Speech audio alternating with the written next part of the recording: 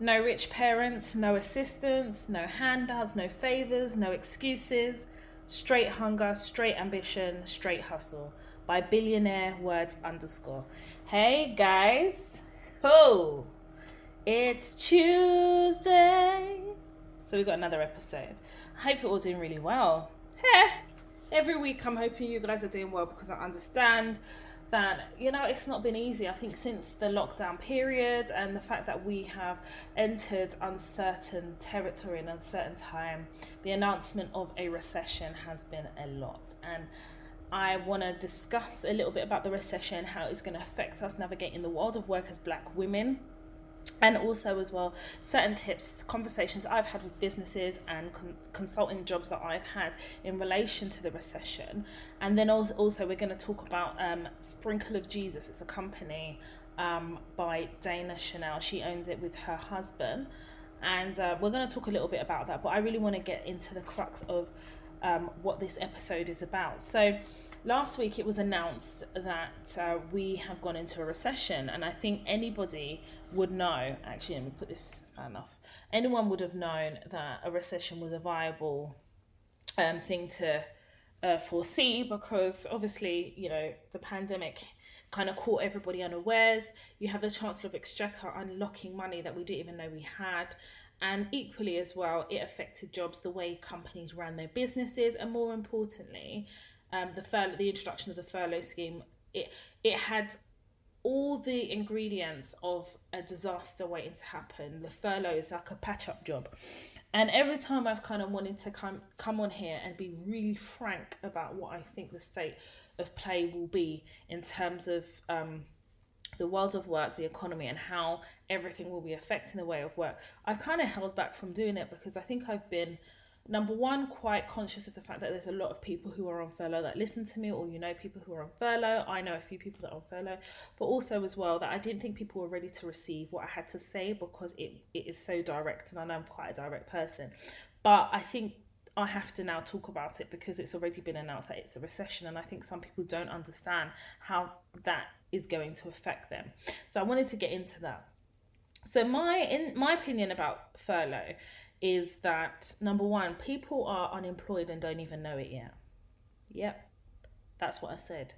There are people who are unemployed that don't even know it yet. And the furlough scheme, I understand the concept of the furlough scheme.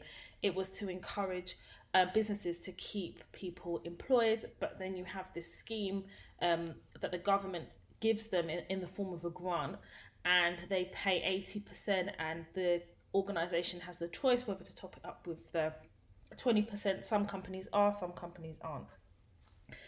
And at the point in which furlough was announced and people were placed on furlough, I hope that people who were on furlough started looking for jobs, because at the point in which you're put on furlough, companies have to make the decision about whether they think or anticipate certain people would be returning.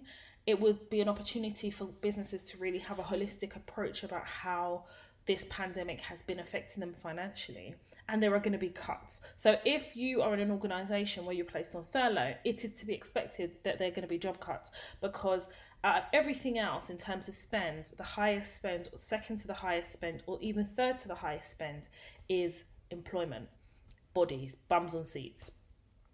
So if you're going to want to save costs, what you're going to do then is let go of staff. Okay, that is something you can do, especially staff who are still within their 2-year period. So after 2 years, if you are per member of staff, then you should be then entitled to redundancy. So organisations want to also run away from having to pay out any type of redundancy. So you would find that if an organisation has placed people on furlough, they're letting people go, they would be looking at the most humane way. I'd like to think they would, but a lot of the stories, things I've heard, and things I've consulted on shows me that companies have just been panicking and haven't been sticking to the rules of redundancy, haven't been consulting people, haven't had a clear approach as to the decision that is fueling why they're letting people go. and understanding that there's still laws in place that are protecting people's employment. But because people are ignorant to what those laws are, organisations are taking the piss. There's some organisations that want to take the piss and think, actually, do you know what, let me just check it. And then, I will get an email saying, hey, Toya, I know you specialise in XYZ. Are you available for some consultation work in relation to redundancy? So I've been having those type of conversations with organisations, or I've been receiving emails and dilemmas, and there's been friends of mine that have really, really suffered as a result of being on furlough. But yeah, it's a difficult time, and I know that some people are returning back to work, but even that's not safe, because organisations that are trying to return back to work on a physical level, i.e. in the office, if businesses depend on footfall, they're still making a loss, because there is a majority of people who are still working from home and won't be returning until next year, or won't be returning for a few months. And because of the financial position in which people are finding themselves in and this uncertain time, people are just not really spending money unnecessarily. So, those shopping trips are few and far between. People are being a bit more prudent about how they spend money. So the furlough scheme is set to end in October, and I think that's when everything will come to a head. And what do I mean by that? I think that's when businesses are going to be forced to make decisions about people's employment status, i.e. whether people will be issued with a P45 or be made redundant. Some people may not even be in a position where they can pass their probation if you're on probation, and it won't necessarily be a reflection of your work, but just a reflection of how the pandemic has affected businesses. Now, I've had a couple of conversations with agencies and stuff, so you guys know, I've said it in previous episodes, but for those new listeners, I work for myself. I have my own limited company, I have my own business, and God's so kind, it's been doing quite well. But equally as well, we have the introduction of IR35. And for my fellow contractors, you understand IR35 and its implications. If you're wanting to understand a little bit about IR35, if you are a contractor, or maybe you're just a new listener and just want to know what IR35 is, Season 1, Episode 8, I explain a little bit about the basics of IR35. So let's deep this for a moment. We're in a recession, we're in a pandemic, the furlough scheme closes in October, the introduction of IR35 into the private sector comes into force April 2021, and we're in a recession and we're leaving the EU. All in 2020. I don't know about some of you guys, but I'm ready for 2020 to be over. I'm ready to now just kind of look forward to 2021 in the hope that there are some blessings and positives that will come out of 2020 that will manifest itself in 2021. So with all that said, I'm seeing a lot of madness in terms of job roles that are being advertised. So what you're seeing is job roles that maybe were advertised at salaries of about 70k. For example, you are now seeing them being advertised for 40k, 45k, because they understand, and I say they, the market, the businesses realise that there is going to be insurgence or a rise of unemployment. And what that does then is everybody's applying for jobs. So rather than 20 applications, which may be the normal application for a particular job, it may rise all the way to 40 applications or 50 applications. So the balance of leverage and the balance of power moves from candidates, potential employees, and moves to businesses and organisations. They can afford now to drive down the salaries. And because everybody will be looking for a job, people trying to keep their head above water, they're going to be placed in a very difficult situation. In this climate, it's going to be very difficult for people to turn down jobs. That means that effectively people will be accepting salaries that ordinarily they would never accept just to keep their head above water and to remain employed. And it is a sad state of affairs then, because people will find themselves, even though they have roles, financially struggling. For those people who are already in jobs, thank God that you're in these jobs, and you need to hold on to them as much as possible. And I say hold on to them as much as possible, but make more informed decisions if you're planning to leave, especially if you're not leaving to go to a job, because it's about to get real. It's about to get very real. Between now and the end of the year, it is going to be very real. And I don't know how much of that realness the papers and social media are going to be reporting on it, but I keep my finger to the pulse. Obviously, I consult, I speak to businesses, I speak to people and individuals. And also as well, I have to take stock of my business and how my business is operating. And if my business is basically going to be able to operate at its maximum level during a recession. Now, when it comes to employment agencies, I've always told you guys that employment agencies they give me, heart palpitations, just the way they operate, the way they do business, the way they treat candidates. But what you're going to find is agencies are going to be even more difficult to deal with. Yeah, I know. As if it's not difficult enough. Episode 8, season 1, where I talk about employment agencies and managing them. That is when that episode will be very, very useful in understanding how to manage employment agencies, because agencies, as far as I'm concerned, agencies work for the businesses that are instructing them. And agencies are now very, very reluctant to go back to businesses and renegotiate salaries. So if you've interviewed for a role and you're thinking, right, I want to negotiate, agencies will try to persuade you to not negotiate, to not rock the boat. And I've been hearing that a lot lately from people who have either been placed or having interviews with organisations. A lot of agencies are saying to them, please don't discuss salary anyway, it's just a rule of thumb. But when it comes to a negotiation or a proposal of a negotiation by a potential candidate, agencies are turning around saying, actually, do you know what, we don't want to rock the boat, so I suggest you accept it. And kind of that scaremongering, because they know people are becoming desperate, the market's changing, the commercial space is changing, and effectively we're in a recession. So the employment market isn't looking good. I've got to be honest, it really isn't. I've spoken to people who are contractors as well. A lot of my friends are contractors and they're really going through it. They are really, really going through it.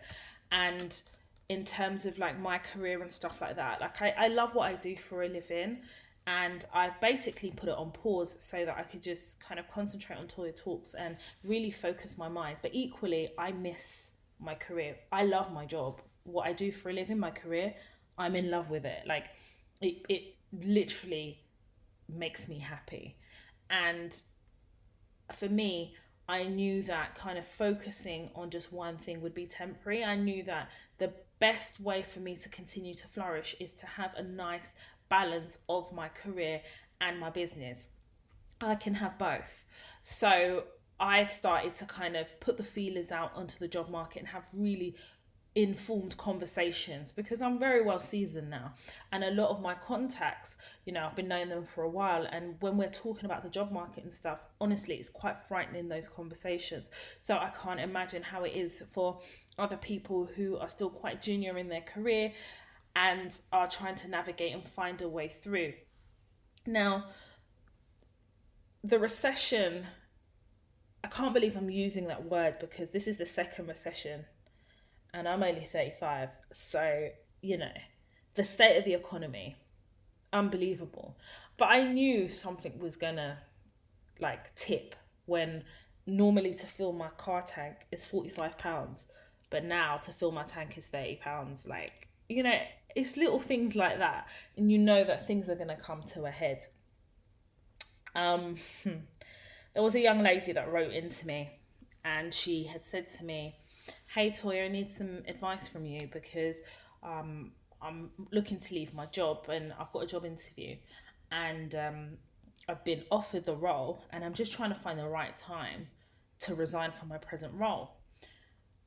Any advice would be greatly appreciated. So I went back to her and I said to her, listen, have you got the contract? And she says, yeah, I've got the contract. I says, in the signature box, who signed it? She goes, they haven't signed it, I'm going to sign it, and then I'm going to send it back to them for counter signature, and then they'll give me a copy.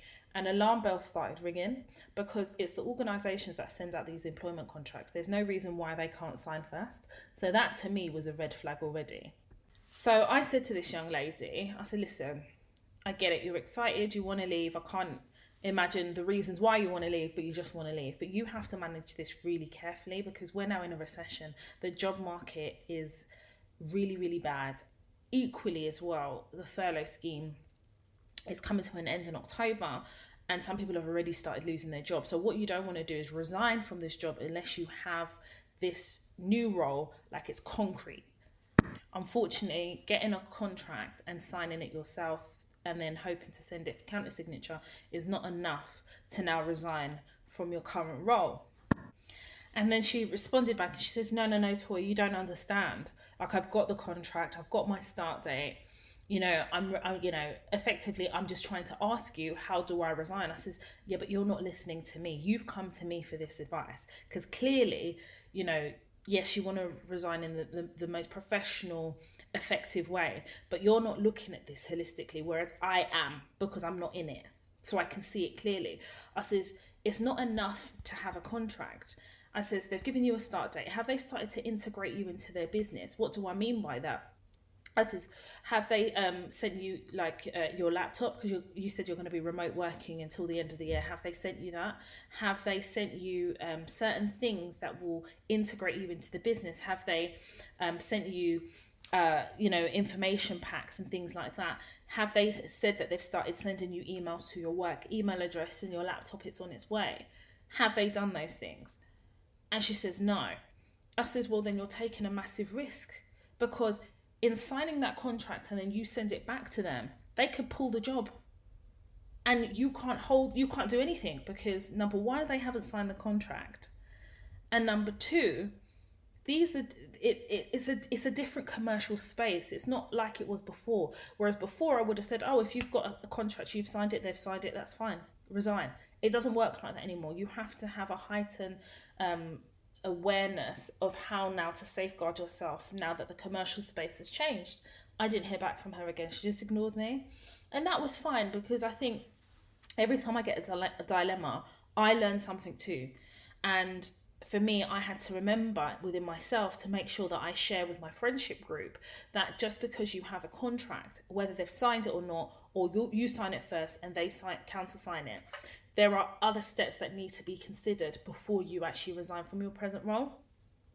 So last week, middle of last week, I got an email from her and she says, Toy, I want to write in caps lock to reiterate how upset I am, but I know I could just use my words, because in my head, remember what we said in the last episode? No caps locks, please, no shouting. She says, Toy, they've pulled the job. She says, they've basically said, unfortunately, because of the way the market is, they no longer have the budget for the new role. But I've already resigned from my current role. Toy, what do I do?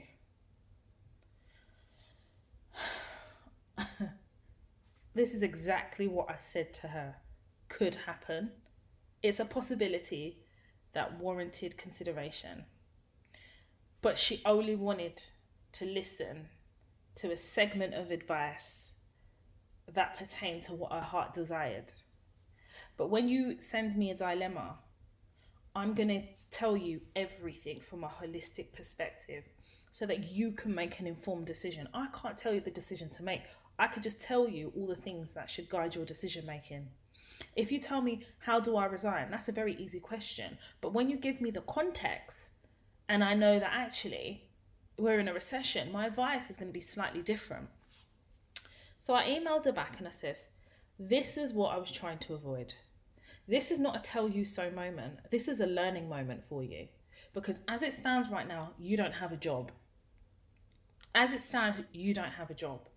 I says, the best thing that I would do in this situation is to go back to your current employer and ask your employer if you can rescind your resignation. But the choice is theirs and they don't have to. Unfortunately, upon recording this episode, I can tell you that her current employers have rejected her attempt to rescind her resignation. They said, unfortunately, she's resigned and they've already started the recruitment process, which is probably not even true. They were probably themselves looking to lay people off and she's just made their job easier. But I also said to her, you need to also consider that even if they were to hire you back, they can hire you on a new contract because you don't work for them no more. They could issue a new contract to you, hire you on a new contract with a lower salary, maybe if you get bonuses, cut the bonuses completely, and make you work harder for less money to do the same job. That's also something that she would have had to consider, but they've already come back to her now. This is to further illustrate how serious this job market is in the UK. This is how bad it is, that organisations are sending out contracts now and not even signing it first, which they don't have to. But when you sign it and then off the back of that resign, just understand you're putting yourself in a very risky situation, because they may not sign it. They could still pull the job. There are certain things that I would look for. So if I was being offered a role, they sent the contract and maybe they didn't sign it, I signed it, sent it to them. Before I would resign from my current role, I would expect to have already received my new work laptop, my new work email. They've started to send me bits and pieces, and my start date maybe, I don't know, in October. But they've already started integrating me as part of the team. At that point, they're less likely now to pull the job. This is where we are. That is food for thought. This is what is reiterating the points that I'm making about the seriousness of this recession in the employment market. Now, as black people, as black women, I think that we've always been in a recession, and I don't necessarily think that white people go through a recession. I don't think so. I don't think white people understand how recession affects the black community. I don't think people are ready for that conversation. But if we're already finding it difficult to navigate the world of work being black women, the recession just makes it even harder. And I'm going to continue to use this podcast in this recession to teach you guys how to navigate the world of work. But I need you guys to bear in mind that the job market isn't as fertile as it used to be. And if you are looking to make a career change, I would suggest that you make that career change before October. After October, you're in uncharted territory. Just because we're in a recession doesn't mean that you should take shit at work. It just means that you need to know your employment contract a little better. It means that you have to be a lot more strategic. And it also means that you have to also take yourself out of the situation and look at things holistically and ask yourself, is that battle worth fighting? What will I get out of this? How secure is my job? Will I have a job next year? These are the questions you need to ask yourself. Now, many of you may say, well, Toya, how long do you think the recession will last for? I don't know. I think that the recession makes things harder for people who are more disadvantaged in the job market, which are black people. I think white people, this is their opportunity to utilise their white privilege to make sure and ensure that their white privilege secures their roles, their jobs. And from a financial perspective, if their jobs are secure, financially they're secure. But I think it makes black people, black women even more vulnerable, because it's hard enough to navigate the workplace, to attain success and to really enjoy the essence of what our roles are and what our jobs and careers provide for us. And I think in a market where racism is definitely a catalyst for the difficulties in which we find ourselves at work. It's a catalyst, I believe, in redundancies. I think there are unconscious bias when deciding on the criteria of redundancy. And I think that black women especially, as we try to find our way in the workplace, we are going to have to be very, very knowledgeable about our employment contracts and our rights. And I think that this is now the fight or flight mode. Fight or flight, you either stand there and fight, or you just walk away and leave with nothing. That's not an option for us. Our ancestors were not enslaved, were not sacrificed for us to now not win in this lifetime. It's now time for us to take calculated risks. And there are people, and I've received a dilemma that I am going to discuss today, who want to change careers and change jobs. This is not the right time to do it. It isn't the right time. For me, I'm quite risk averse, and part of that is because what I do for a living is mitigating risks as well in contracts. So I'm risk averse. But for me, I feel like if you're in a role, try and stick it out and allow the market to stabilize. And I believe review it in about 6 months' time, or early February, review the market. Speak to agencies and have the conversation. What is the market like at the moment? Just have that conversation. They're going to be really honest, because they're in a vulnerable position as well. Because even though the salaries are not as attractive as they used to be. They're trying to hold on to their clients. So they're being a lot more honest about what their clients expect, how the market is. And a lot of these agencies you find are calling people, asking them, hey, what's your current situation? They're being a bit more personable, more than they used to. And that's because even their jobs are at risk. Yeah, you heard me. Even their jobs as agencies are at risk. So we're all feeling it in different levels. And I know this is quite a serious episode, but it's a serious topic to me. People's lives, people's futures, people's careers. And I take my career so seriously, and I know a lot of you do too. And I thought it was important that I shared what my views were about furlough, especially, but more so about the recession and how it will affect employment, so that we can make more better informed decisions and take less risks, or at least take calculated risks, and not acting off emotion. If your manager is being a complete bitch or a complete bastard, then you have to use a lot of the tools that I've taught you in previous episodes to navigate and get what you want. Being in a recession or being furloughed or the risk of redundancy shouldn't subdue you in asserting yourself. And that's the other thing. It shouldn't do that. When I tell you to hold on to your job, I'm not also telling you to take shit. That's not what I'm saying. What I'm saying is, don't be too quick to jack it in. Don't be too quick to walk away. And these people that walk away from a job, not having a job lined up, this is not the market to be doing that in. The crazy thing is, my white friends are not fazed about the recession.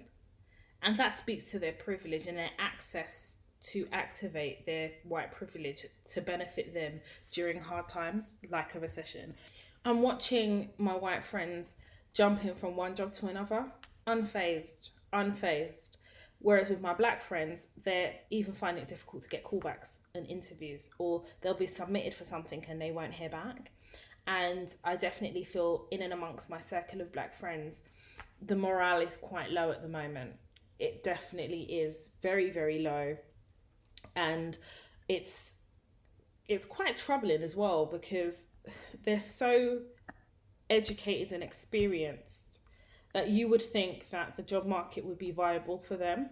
But for every now one job, two jobs, rather than, like I said, the 10 to 15 applicants, there's 50 applicants. So the criteria now is even more stringent. And the reasons now for maybe not being taken to a second or third round are quite ridiculous. It could be anything from, there was a buzzing sound on the Zoom interview, to, oh, it was the way she answered something. She didn't answer it, but it was the way. It's getting really bad. So I'm hoping that this segment of the episode really helps you guys. So I want to move on to two dilemmas. One came through a few weeks ago and I actually responded, but I really think that you guys will find the dilemma quite useful in this particular episode and my responses. I also received a dilemma yesterday, and this is literally the first time I'm opening it up. I saw that it was a dilemma and I thought, okay, you know what? I will open it up and read it on this episode, and I will answer it as well. So let's go. Hi Toya, I hope you're doing well and I hope you're having an amazing week. Your content is amazing and I have been following since my second year in university. I have a dilemma on behalf of a friend who has allowed me to share the details, and I would really appreciate your input on how you would have gone about the situation. My friend and I are both recent graduates in our early 20s and are looking to enter into the world of work. My friend is an international student who lives in the USA, whereas I live in the UK, but we constantly keep in touch. Around July, she updated me on a role she was hoping to get in a reputable company in her state. It was a dream come true, especially for her first job. After progressing the conversation further, she informed me, however, that she was hoping to negotiate a higher salary, as that they were offering would not adequately cover her bills and rent, etc. A few days later, she updated me that she had completed the first stage of the interview and had spoken to the recruitment manager, who had said the company would agree to the salary she had negotiated. That's brilliant. I asked her if she had anything in writing to confirm that the recruitment manager had said, as you always advise, and she said no. This conversation was on the weekend. Sometime the next week, she called me upset, saying that the company had gotten back to her saying that they couldn't give her the salary initially agreed because they want all graphic designers to be on the same salary. That's mad. However, they would be happy to commence her employment on the 1st of August. Wow. I called her sometime last week to ask her how her first week of real employment went, only to be sadly told they had rescinded the employment offer. Oh my God. As she is an international student who needs certain right to work documents, specifically an employment verification card that needs to be provided to her to lawfully work in the United States. She was told she would get these documents 2 weeks in August, and because of some Trump administration legislative changes, they were currently backlogged in processing these documents. She communicates this to the company, who informed her that she was not able to work on the given start date. They would offer the employment to someone else. She said she offered to work for the initial 2 weeks in August as an intern work experience, which she is legally allowed to do until the documents could be sorted. However, the company only informed her that her application would be kept on record and the job given to someone else. My friend is rather disappointed and upset. I personally think there could have been a more strategic way to handle the situation and would be great learning opportunity. So I would appreciate your advice. Or do you think the situation where nothing else could have been done? I personally do not have the experience to advise her, so would really appreciate what you have to say. Thank you so much for even looking at this and keep doing what you're doing. Best regards, a big fan. Hey, doll. Wow, you're really sweet. And it's really nice that you are inquiring on your friend's behalf about how I would have approached it, or kind of a suggested approach. And more importantly, I think it's really good that you are at a learning stage where you're literally like a sponge and you're wanting to take on this information so that you can go on with your job interviews a bit more informed. But I'm going to say this. Black women, you know how much I love you. You know how much I love you. I am a fellow black woman and I know how hard it is in the world of work. I get it because I've been there. There's certain things I'm yet to discuss on this episode that I will get to. But your friend is at fault here. The responsibility is your friend's. So she has to hold this L with her chest, because when she holds it with her chest, this situation will never, ever, ever happen again to her. At the point in which she decided that she wanted to get a job in a country that she's not from, but knows that she's eligible to work in this country, but she has to have certain paperwork, she should have obtained that paperwork first and foremost. You have to get your ducks in a row. It's like when you're applying for a role. Before you start applying for roles, you need to know who you're going to use as your employment references. If you are called to provide employment references, you need to have those things on deck. You need to make sure that your passport is still valid. Do you understand? These are things that I do. I have to check my passport is still valid. I speak to my referees, good relationship with them anyway, but have that call with them and say, hey, I'm applying for a role, you may be contacted. Have that on deck. There are certain preliminary things that you have to make sure you're prepared for before you walk into jobs and start having interviews. So unfortunately, this organisation are well within their right to rescind the offer, because they would have also said as part of the job application pack or somewhere on the website that you have to have the right permits and you have to have the right employment requirements. So if this is a dream job, then your friend has to do the things required to obtain that dream job. So this is one of those situations where your friend has to hold this L, and it's a bitter one, especially if it's the dream job. It's even if it's not from a salary perspective, but from a name perspective, this business is good to have on your CV. Unfortunately, your friend didn't do the due diligence required on her side to put herself in a situation whereby at a job offer stage, she would be able to accept. That's the first thing. The second thing is this, and you quite rightly said it here. Are we still doing this thing where we're having conversations with people and not summarizing it on email? Are we still doing that despite the things that I say here on the podcast? Let me tell you, my fellow black women, White people are not very honest when it comes to recalling conversations that are not written down. Yeah, I said it. They're not. I find that people forget, that's number one. But when you're dealing with money, especially when an organization has advertised a certain role and you've gone out of your way to negotiate a higher salary, do you know how much of a win it is to even have the confidence to negotiate a higher salary? You've done that work. But then you let yourself down when you don't close the deal. This is what I said. You need to start looking at your careers like business. You are a business. Your skills, your education, your experience, you are a business. So when you are now negotiating, you have to close the deal. When you walk into a car showroom and you want to buy a car salesman, you will stand there, you will negotiate with them. I want this, I want this, I want this. That car salesman closes the deal. How does he close the deal? He writes it down. He gets you to sign it. You sign it. He might even send you up a follow-up email. That's how you close the deal. When I was buying my car, there were certain things and packages I got with my car. He wrote everything down, sent me an email to confirm everything that we had agreed additionally to the car. He closed that deal. So when you are in an employment situation and you're having conversations, especially renegotiations about a salary that was advertised, you need to close that deal by sending an email, because that email is confirmation. That email is covering your back. That email is letting everybody know we've had this conversation and this is what was agreed. It doesn't have to be something long. Hi, Alan.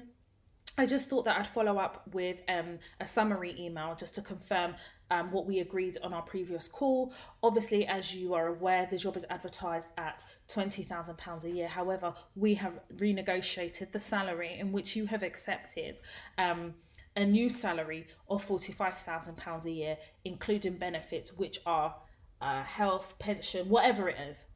Thank you so much for taking the time to have the conversation with me. I'm really happy that we could renegotiate this salary and find a nice compromise. I look forward to starting and to receiving my employment contract. Full stop.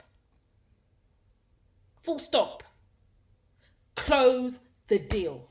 So when I'm talking about employment agencies, and I've given you the episode 8, season 1, I've told you about agencies already. Agencies don't work for you. I don't know why you guys get so friendly with these agencies, you know. Out of all the agencies I speak to, I work with, there's only one agency and one consultant that I get on with really well and I consider a friend, because I've known her for like almost 10 years. She knows me very well. And we've just developed that. We get on really well. But even her, I'm so sorry, at the end of the day, she still works for the agency. The only difference is I have the benefit of picking her brains about certain market stuff that she wouldn't necessarily share with other candidates. And the fact that she will really be real with me about organizations, their line managers and stuff, you know, that maybe other agencies wouldn't necessarily be as honest. But at the end of the day, employment agencies works for the agencies that have employed them. They're running a business. You are a one in many candidates that that agency and that recruitment consultant is dealing with. But the fact that you had this conversation, your friend had this conversation with the recruitment agency on the weekend, that's even more reason why it needs to be put in writing. So again, that's the second L that your friend now has to hold. And when I say she has to hold it on her chest like a badge, so she knows that it can never happen again. These are the growing pains when you enter into the world of work. These are the growing pains when you're already entrenched in the world of work. But this is why I said, tell your friend to listen to the podcast. There is no point entering the world of work when you have a podcast like this and you're going into the world of work blind, when I've created a podcast so that you can go into the world of work with your eyes open. Why do you want to go there? You're going to the world of work that is created to benefit white people, and you're going in there blind. But I've created a podcast that doesn't allow you to enter there blindly. You need to tell your friend to listen to the podcast from the beginning right up until the end. She needs to listen to every last one of them. Thirdly, in terms of, you were talking about them rescinding the employment offer, there's nothing you can do because it's just an offer in principle. It's an offer in principle. And it doesn't matter if it's in America, doesn't matter if it's in Holland, South Africa, the concept is the same. It's just an offer. It's not like she signed the contract, they signed the contracts, and it was a start date and then they did her checks. At that point, maybe you'd have a bit more leverage to negotiate maybe a later start date. But even at that point, they could still say to you, your employment checks was a prerequisite of your employment. So we are rescinding the offer on the basis that you have failed to obtain the right employment card checks or whatever it is. So when you ask me how I would have done stuff differently, those are all examples of how I would have done stuff differently. But equally as well, I feel like you yourself, you were talking about, you're looking for employment and stuff. These are things that you have to make sure you have in order. It's so important. And they're things that we don't even think about. Like, how often have you looked at your passport since this pandemic? Well, I'm not using it. I'm not looking at it. But I know that my passport expires in 2023. Yeah, these are important dates, because if then I decided, actually, do you know what? I'm going to go back into perm employment. I'm going to apply for a role, head of contract. And they say, oh, right, you need to be able to provide proof that you are able to work in the UK. The first thing I'm going to provide is my passport. So let's do our checks now, checks and balances. Let's do it now. Yeah. If you don't have a P45, that's fine. You can do a P46. You can download it from the HMRC website.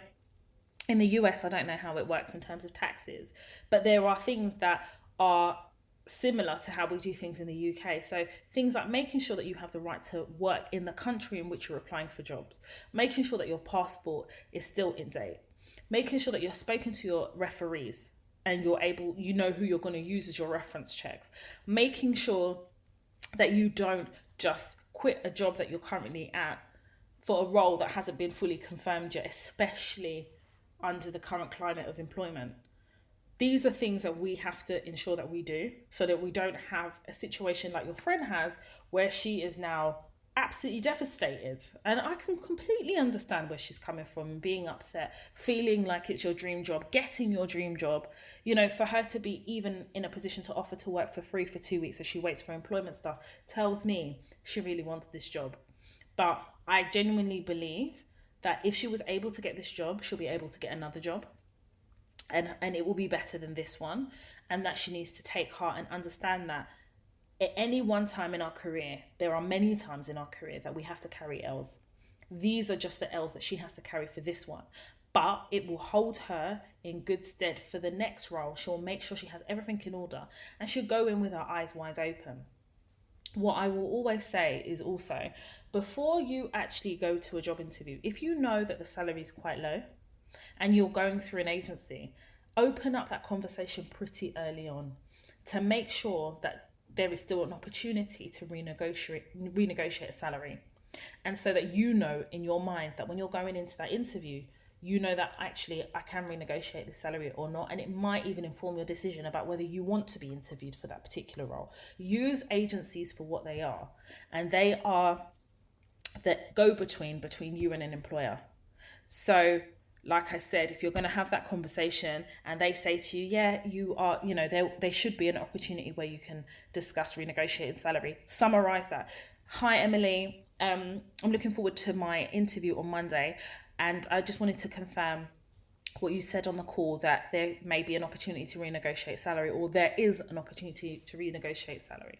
So hopefully that's really helped you and your friend. And I hope that your friend picks herself up from this and just understand that, yes, it's not an ideal situation, but it's about what it shows you. It shows you that she can get a job in her dream role, but maybe this is not the dream role. Maybe there's a bigger opportunity waiting for her.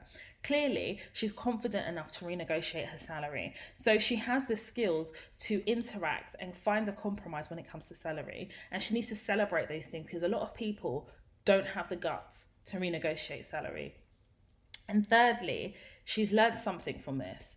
And I would always say, any given situation, if you're able to learn something, that means you're able to grow. If you're able to grow, you're able to be better.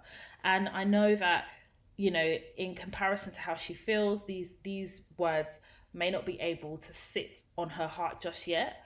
But please give her this episode to listen to, but equally make sure that she listens to all the episodes in the Toy Talks podcast. Let's move on to the second dilemma that I received. Do you remember the one I said that I received a few weeks ago and answered? And I think it's quite pertinent to some of the topics that I've covered already on this episode. So let's go. Hi Toy, I hope you're doing good. I would like to purchase a masterclass, but I would also want to know if you can help with mentoring. I work in the public sector. It's been so difficult finding a way out. I have tried all I could, but to no avail. I'm currently working in a commercial department, but not a commercial related role. I took the role so I can have an idea what commercial was all about. I had wanted to start my SIPs, but was thinking it might be useless if I don't have any commercial experience. I've done a practical training with an organisation called Tritech. I looked for roles, but I am scared of job security because of my family commitments. Although I did a foundation in contract management last year as a basis, I need guidance to navigate. I'm confident I'm closer, just not sure how to scale through. I'm willing to purchase the masterclass, but not sure which one is suitable for me. Thank you. So remembering this is a few weeks ago, so I'm just going to summarize my responses to her. So I just let her know that I don't offer a mentoring service, and that's purely because I think mentoring requires a certain level of dedication that unfortunately I can't give right now, because I'm running this business and because I'm kind of figuring stuff out in relation to my business. I'm really, really busy. And also, you guys know I'm writing a book as well, which I'm trying to get released and published next year. So I went back to her, told her I won't be able to do the mentoring. So I said, with regards to SIPs, you don't need to have commercial experience to do a course of SIPs. There has to just be an interest and a passion in that area, and that is enough. With regards to contract management, you do need to study it in depth to be able to command the type of salary for how demanding the role is, at least to law school level. I did my master's in law purely because it made sense for me, as I love contracts and I knew that when I got older, I'd want to do some consulting. So, she came back to me, she said, thank you. And I said, with regards to the masterclasses I offer on my website, you would need to look at the bio for each masterclass to decide which one would benefit you the most. At present, I don't think there's any specific masterclass that you would benefit from, other than maybe the CV masterclass, especially if you're looking to go into the private sector and you need to tailor your CV from the public sector to the private sector, and that is a topic that I do cover within the CV masterclass. With regards to job security, I don't believe in job security, or at least job for life. It doesn't exist anymore. You're only secure if you are in a niche area, and in turn you can command a higher salary, and there are often more roles than people who can do that job, and that in itself provides you your security. Contract management is a semi-niche role, and that's why I did my SIPs, but I so that I can command a higher salary, and also because I found that a lot of the roles that I was working in had a procurement department, and I needed to open up my expertise to focus not just on contract management, but to at least have some experience in procurement. And I said to her, that being said, supply chain management is very much an emerging sector in procurement, and one I think can be a niche. And then she came back to me, she says, are you suggesting supply chain management might be better? My background is business administration. I love project work. I've done a few project management work, but only as a volunteer where I'm currently working. So I went back to her and said, public sector is notorious, and the transition from public to private without private sector experience is hard, but not impossible.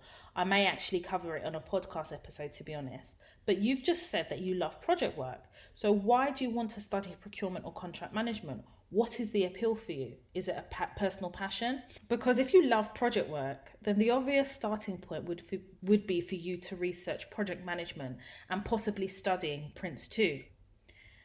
And then she came back to me, she says, yes, I agree. I have purchased my course, currently studying for it, but it looks like the market has been saturated, hence why I was thinking of diversifying. It is a personal passion though. I enjoyed it when I did my practical training. And then she goes on to say to me that she got an interview for quite a big organisation. They're paying her over 50k. But the reason why she didn't take the job is because she was worried about job security. And then I started getting a bit irritated. I can't even lie. Okay, I'm not going to go on and on and on. But first of all, public sector, people know, if you've been following me on social media, especially my Snapchat, I don't really like public sector. It doesn't suit my personality. But in this recession, the safest place to be is the public sector. Yeah, I never thought I would say that, but you heard me correctly. It is the public sector because, number one, not only is there no such thing as job security, but the public sector gives a higher level of security than the private sector. That's the first thing. Second thing, even on the market currently, they're paying more in the public sector than they do in the private sector. I don't know why. I don't know where this money has come from, but that's where it is. And there's a lot more roles available in the public sector than the private sector. But what really confused me with this young lady is I kind of felt like she just wanted to study. She just wanted to study contract management because she just had an interest. And it's great to have an interest, but you have to have passion.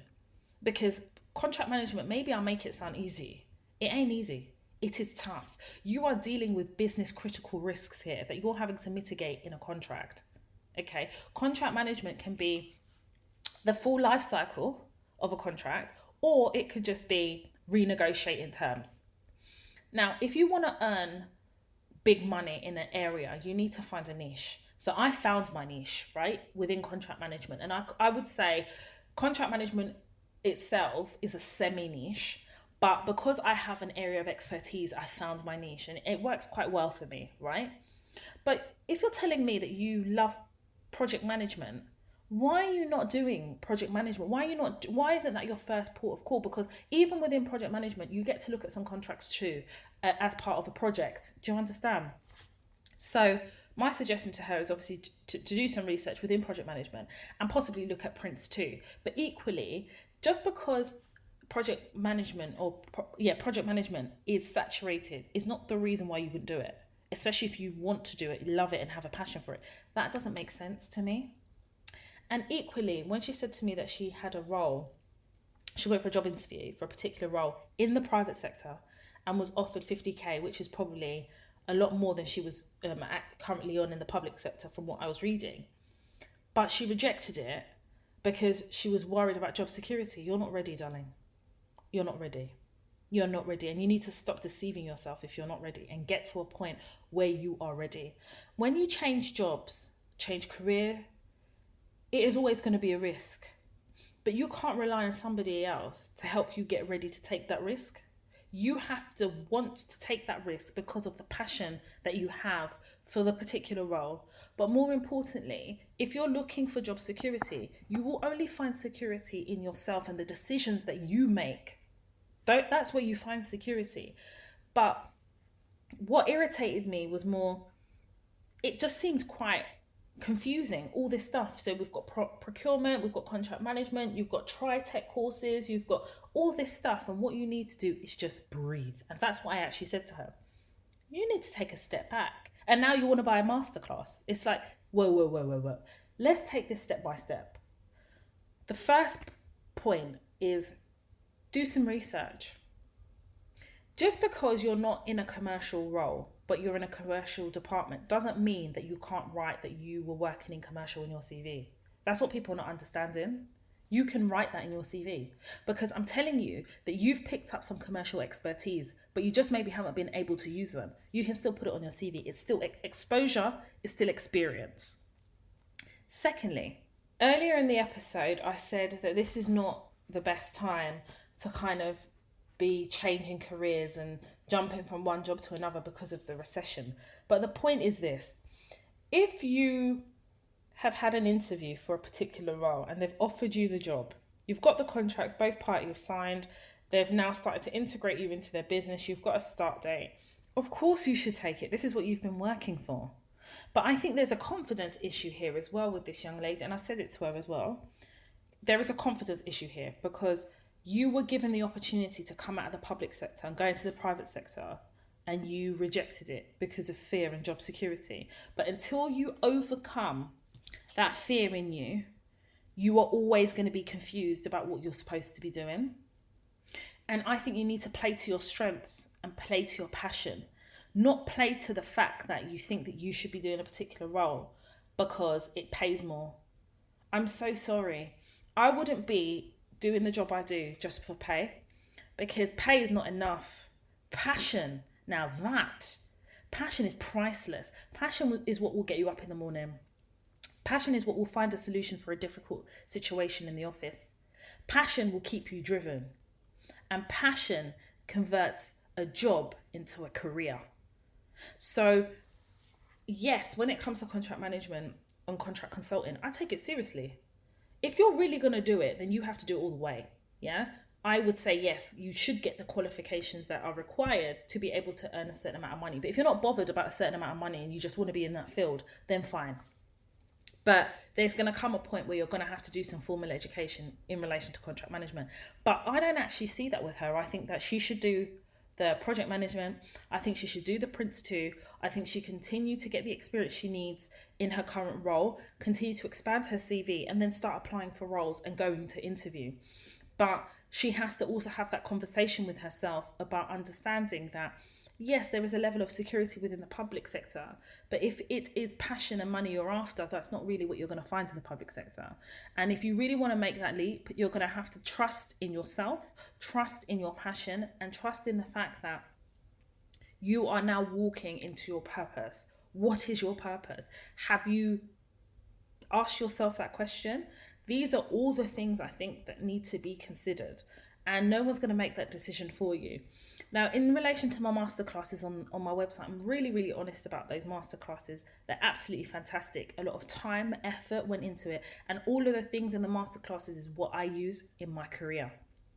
So especially if you're looking to move from one sector to another, your CV has to be tailored to that. So the CV masterclass will be very good, especially because I talk about public and private sector, how to apply for those roles, what to put in the application, how to adjust your CV to reflect either sector.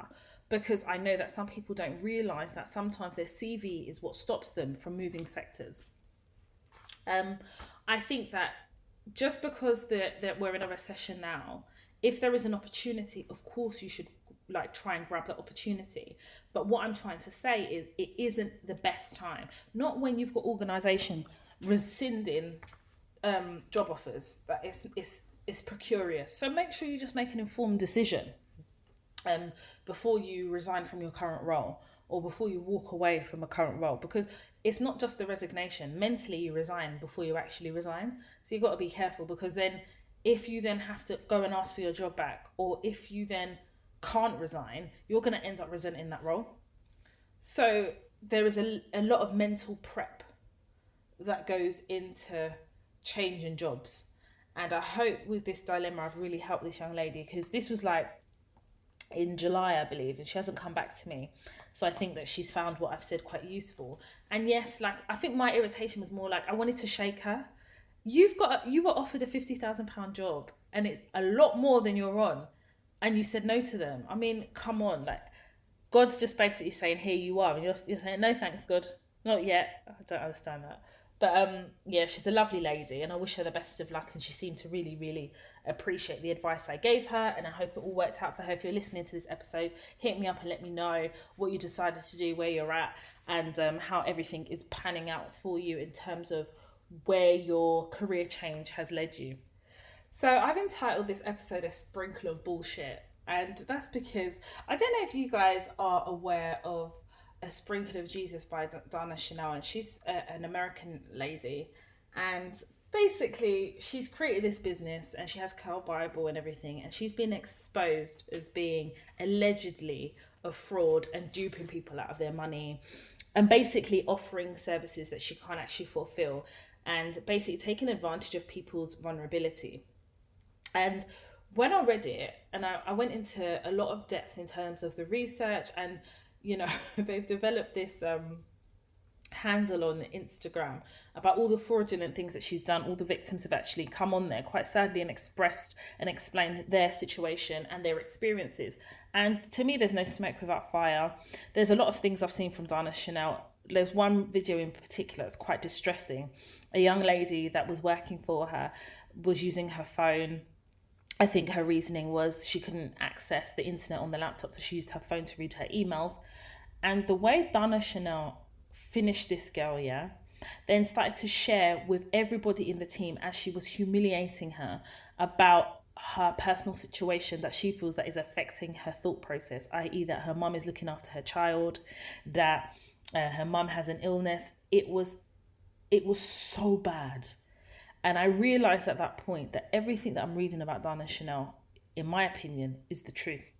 I don't believe anything that girl is doing. And the reason why I was quite invested was because I was planning a few years ago. I've changed now. I'm actually not going to do it now, but to develop a Toy Talks app. So I was putting things together to be able to approach Dana Chanel's company in the development of that app. God is so kind. I never actually reached out to her. And I don't know the reason why. I just think I got to a point where I realised an app wasn't necessarily necessary. And instead, obviously, I'm doing a podcast, which I think is so much more better. And I don't actually think there is a use for a Toy Talks app at the moment. And if so, it wouldn't be Dana Chanel's company. So within Dana Chanel's company, she got Sprinkle of Jesus, Alakazam, Jumping Jack Tax, and Curl Bible. I think that's all of them. And for every business arm or that she has, there is an issue with all of them in terms of fraudulent activity, and it's actually gone to the DA in Philadelphia, I believe. And I think over the next few months, I won't be surprised if formal charges are brought up against her. I think also as well, as a Black business owner and understanding kind of how her business is set up, her target audience are Black people. So to know that she's duping Black people out of their money, I couldn't really understand. But let me tell you something. You know, when you're talking to somebody that speaks too fast, they don't want you to hear what they're saying, because there's no reason why you can't speak slow so I can understand you. Dana Chanel speaks too fast. That's always made me uncomfortable. And I know people are going to think, Toy, you're a bit mad. Nah, sis. When people talk too fast and they don't breathe, not even to swallow small saliva, you are talking fast, so I don't catch what you're trying to throw at me. I think also as well, on a serious note, Dana Chanel undermines the credibility of Black businesses, especially Black entrepreneurs, and she is a self-confessed millionaire. So the question I have is, don't you think that you have a higher responsibility towards the Black community? And she's not addressing these allegations. And my thing is, if somebody accused me of something that I know I didn't do, I will address it, and I will keep on addressing it until a resolution is found. So I just would encourage you guys maybe to have a bit of a research, have a bit of a look. But also as well, it led me to start thinking about certain things. You know, when people are offering you a solution that's too good to be true, usually is. I see a lot of organizations offering CV. I'm going to revamp your CV and you're going to get the job. Any job, in fact, any job you apply with this new CV that I'm going to do for you, you're going to get it. In fact, your CV is going to open doors. I don't necessarily believe in that wholeheartedly. And the reason I say that is because your CV is yours. And every single time that you're gaining experience, if you're not the one that's updating your CV, you're going to fuck yourself over, because there'll come a time when you're in an interview and they'll ask you a question about contents in your CV. And because you're not the author of it and maybe haven't even taken the time to digest the contents of your CV, you're going to be caught out. That is another episode that I'm going to come to. We're going to come to that episode where I'm going to talk to you guys about your CV, because some of you are moving mad. Some of you are saying that you have done all this stuff. Then when they ask you one simple question about all the stuff you've done, you start quivering. In fact, you're drinking all the water on the table, allowing them to know that you, number one, don't have the experience that you're trying to say you do, or that you didn't do your CV yourself. Now, I'm not completely opposed to people doing your CV for you, but then you have a responsibility to associate yourself with your CV and understand it very well. On the CV masterclass that I have on my website, I make it very clear. Your CV is your responsibility. My responsibility is not to write your CV for you. I'm not going to do that. But what I will do is give you a template and tell you the key things that you need to put in your CV. But building your CV is your responsibility. The same responsibility is of yours to build your career. And that is where I come from. That's my angle. It's being responsible. Being responsible for your career starts at your CV. It does. So why then would I take that responsibility from you? Do your CV, charge you for it, and give it back to you in the hope that this CV is going to basically change your life. If you want your CV to change your life, then spend time with your CV, ensuring that it has the right things in that CV. That's why I have the CV Masterclass available on the toytalks.com website. I believe that if you draft your CV properly, you make sure it contains all the relevant information, you present it in the right way, make sure your spelling and grammar is correct, make sure you're using industry buzzwords. There is no way that you won't get called to an interview. My whole thing about CVs is about converting that CV into an interview. Converting the CV into an invite for an interview. If you want to know how to do that, then go on toytalks.com and purchase the CV Masterclass. I also provide templates, 2 templates of your choice. So I send you the templates. Once you've purchased the CV Masterclass, if you email hello at toytalks.com and request it, all the people that have purchased the Masterclass will then be sent 2 templates. And those are 2 templates that I use for my CV. Those are things that I use myself. And I know how much time I've spent developing my CV and the structure and making it more attractive. And it hasn't failed me yet. I think it's important that when you are investing in a business, i.e. you're spending your money, and somebody's telling you they're going to move heaven and earth, do the research, please. Diana Chanel is a classic example of somebody who is definitely determined, very well spoken, and definitely somebody who I deem as very talented. But her way of doing business, it stinks. It reeks. It reeks like a shit log left in a toilet.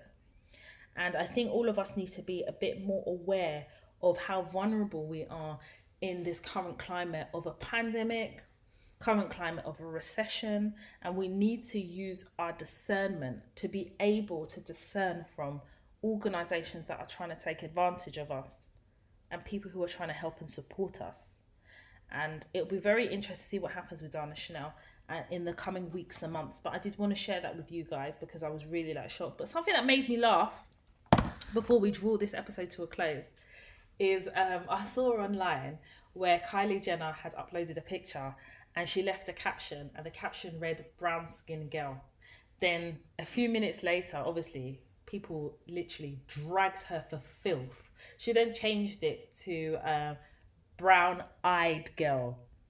Now she's come out and said that she never uploaded any picture with the caption brown skin girl. And as far as she's concerned, somebody did it themselves. They doctored pictures and were purporting and pushing it as something that she had done, but it never even existed. But the problem why we don't believe Kylie Jenner is because she told us her lips were real and they turned out to be fake. So anything now that she talks about that deals with the appropriation of black culture and she tries to deny it, we don't want to believe her again. My thing is this: why are white people so desperate to have some form of proximity to black? But when it comes to having proximity to black issues, we don't hear them again. Jess Glynn, who's a UK artist, decided that she would dress up in a hoodie, hat, looking like one ruffian.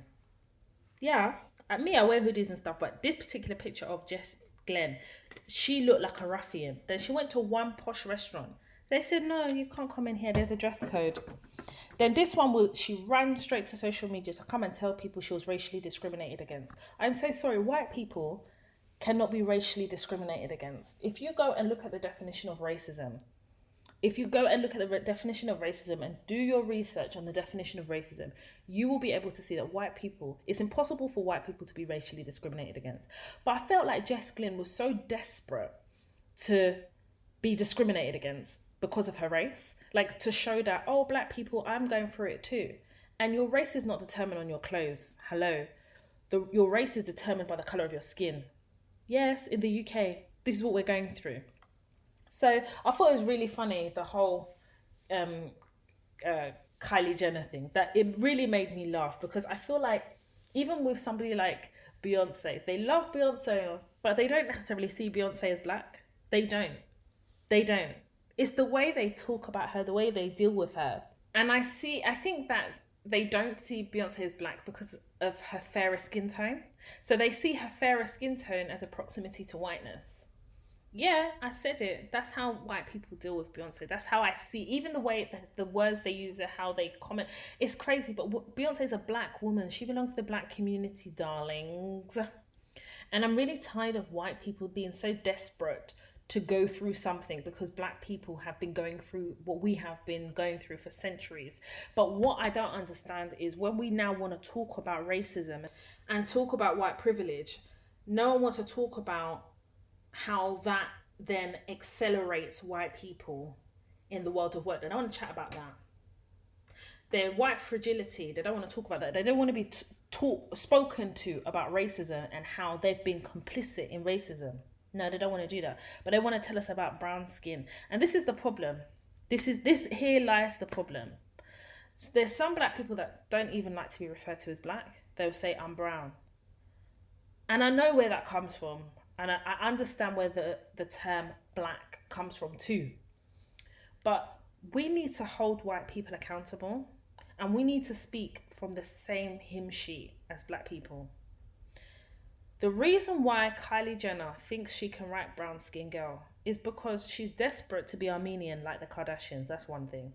But secondly, she thinks that because maybe, I'm assuming, because her child is mixed race, that's her proximity to blackness. But what she doesn't understand is whether your baby daddy is black or not, whether your child is mixed race or not, Kylie Jenner, you are not black. You are not black. You can pump how many fluids into your lips and into your butts. You can jump from one black man to another. Honey, darling, honey, boo-boo. You will still be a white woman that continues to appropriate black culture for your own financial benefits. Anyway, let us leave that there, because if I was to talk about the Kardashians and the Jenners, we'll be here all day.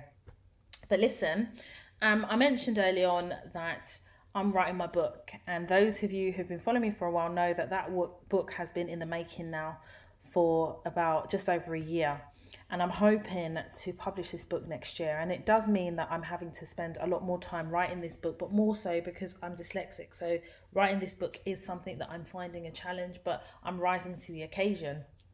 And it may mean that I may have to take a break from the podcast, and I'm thinking maybe 2-3 weeks. And initially I was like, no, I've been umming and ahhing, but I think it might be the right decision to make, just taking a couple of weeks from the podcast. But if I am going to take a break, I will announce it. I'm not just going to kind of do it out of the blue. I will announce when that break will happen and then when I will be returning. And to me, it's just important that the book comes out, and I can't wait to share the book with you guys too. And yeah, it's another branch to the Toya Talks platform, and something that I know that you guys will love and benefit from. Equally as well, I have been receiving quite a few emails asking me if I will do public speaking events. If you go onto my website, toyatalks.com, you'll see on the contact page there is an opportunity to book me for speaking events, especially I know because we've got a Black History Month coming as well. So I know there's been a lot of inquiries in relation to that. So if you want to book me, your organisation wants to book me for a talk, if you email hello@toyatalks.com, and my assistant will come back to you with my rates and things like that. But yes, my diary is literally filling up with speaking event appointments, which is really exciting. And I'm really excited to be able to deliver talks that will benefit Black women. So guys, I'm drawing this episode to a close. Thank you guys so much for joining. If you want to keep abreast of me, what I'm up to, what I'm doing, then of course you have toyatalks.com, my website.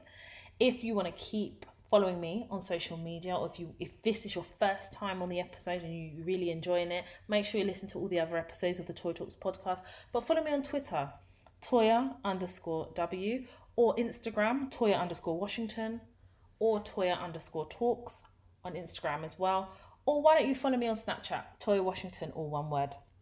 If you are interested in any of the masterclasses, they're available exclusively on the toytalks.com website. Thank you guys so much for joining me. Thank you guys for listening. Thank you guys for supporting the Toy Talks platform. Thank you, amazing Black women, as we continue to navigate the world of work and light up the path of our own success. My name is Toya Washington, and you have been listening to the Toy Talks podcast.